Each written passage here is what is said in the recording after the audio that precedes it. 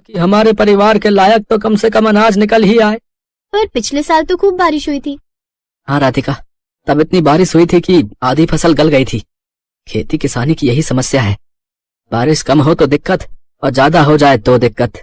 भगवान जाने क्या होगा आगे। मोना की शादी भी तो करनी है और जब पैसे ही नहीं जुड़ेंगे तो फिर कैसे होगा सब। भरोसा रखो गंगा, सब ठीक हो जाएगा। अपने परिवार को परेशान देख राधिका भी दुखी हो गई। वो अब अपने परिवार की मदद करने के बारे में सोचने लगी और फिर पापा, एक बात कहनी थी आपसे। हाँ बेटा बोलना, क्या बात है? मोना की शादी के लिए कितने पैसे चाहिए आपको? क्यों, ऐसा क्यों पूछ रही है बेटी? बताइए ना पहले। कम से कम 5 लाख तो होने ही चाहिए। 3 के आसपास तो जमा है बैंक में, लेकिन 2 लाख का इंतजाम कैसे होगा पता नहीं। मेरे पास एक उपाय है, अगर आप लोगों को ठीक लगे तो। हाँ हाँ बोलो ना राधिका। देखिए, आजकल ना ये शहर वालों को फार्म हाउस वेडिंग और फार्म हाउस पार्टी का बड़ा चस्का है। हमारा खेत हाईवे से लगा हुआ है, दिल्ली भी दूर नहीं है, तो बस हमें हाईवे से खेत तक का रास्ता ठीक करना है, लकड़ी से खेत की बाउंड्री करनी है और कुछ चारपाइयां और सजावट का काम करना है और एक अच्छा सा नाम सोचकर एक बोर्ड लगाना है।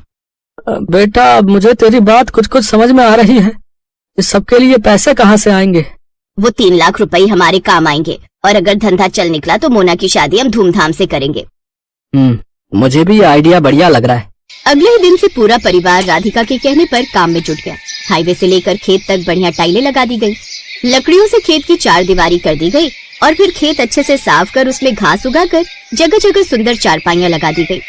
फिर खेत के बीचों बीच एक सुंदर और बड़ी सी खुली झोपड़ी बनाई गई। पूरे परिवार ने जमकर मेहनत की। फिर अगले ही दिन, हेलो, मेरा नाम राहुल है, मैं दिल्ली से आया हूँ।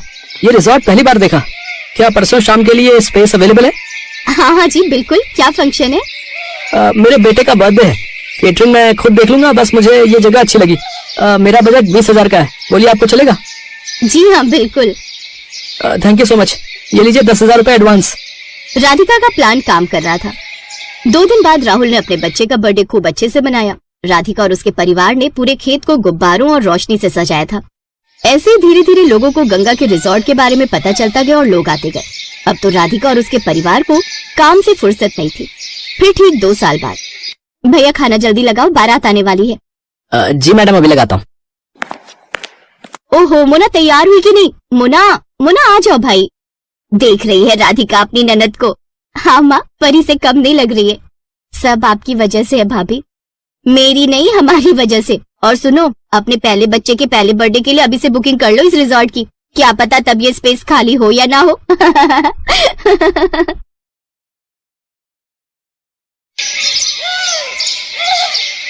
विदाई के वक्त सिमरन अपने पिता से लिपट कर खूब रोती है। बाबा, बाबा मुझे आपकी बहुत याद आएगी, अब मैं कैसे रहूंगी आपके बिना। बेटी जब भी तेरा मन करे तो आ जाना, ये घर हमेशा तेरा ही रहेगा।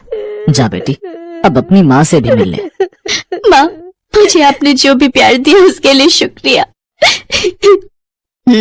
अब ज्यादा ड्रामे मत दिखाओ और अब जा यहाँ से। ये कहकर रमोला उसे धक्का देते हैं कि तभी उसका पति नैतिक उसे संभाल लेता है। क्या हुआ, तुम गिर कैसे गई? वो लहंगा पैर में अटक गया था, बस इसी वजह से। फिर सिमरन अपने मन में सोचती है, अच्छा हुआ माँ को धक्का देते हुए किसी ने नहीं देखा। मैं हमेशा माँ के प्यार के लिए तरसती रही, लेकिन उन्होंने मुझे कभी प्यार नहीं दिया। फिर सिमरन ब्याह कर घर आ जाती है। उसकी सास ने उसके स्वागत में गुलाब के फूल बिछाए होते हैं। साथ ही वो बड़े प्यार से उनकी आरती उतारती है और गिफ्ट में उसे सोने का हार देती है। ये ले मेरी प्यारी बहू, तेरा सगुन। बहू, अब से ये घर तेरा है और हम सब भी। तुझे कुछ भी चाहिए होगा या किसी काम में मदद चाहिए हो तो हमें कहना। अच्छा, अब तुम दोनों थक गए होंगे, थोड़ी देर आराम कर लो, बाकी की रस्में फिर करेंगे। शुक्रिया माँ जी। सिमरन नैतिक के साथ कमरे में चली जाती है और आराम करती है। फिर दिन के 1 बजे उसकी नींद खुलती है। ओह गॉड, कितनी देर हो गई, मेरी पहली रसोई की रस्म भी अभी बाकी थी। माँ जी तो बहुत गुस्सा करेंगी। सिमरन जल्दी से बाथरूम की तरफ जाती है, लेकिन बाथरूम से नहाकर निकल रहा नैतिक सिमरन से टकरा जाता है और सिमरन फिर गिरने वाली थी कि तभी वो उसे संभाल लेता है।